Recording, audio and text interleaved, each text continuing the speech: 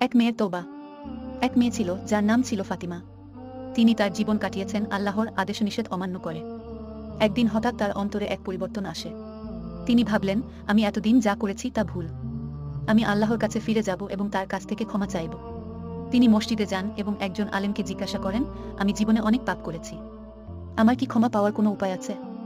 আলেম তাকে বললেন, আল্লাহ রহমান এবং রহিম। তিনি তার বান্দার তওবা কবুল করেন যদি বান্দা আন্তরিকতার সঙ্গে ফিরে আসে। আল্লাহ নিজেই বলেছেন, হে আমার বান্দাগণ, যারা নিজেদের প্রতি অবিচার করেছ, তোমরা আল্লাহর রহমত থেকে নিরাশ হয়ো না।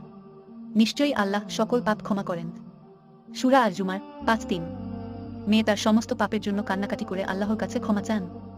এরপর তিনি তার অবশিষ্ট জীবন আল্লাহর ইবাদত ও ভালো কাজ করে কাটান।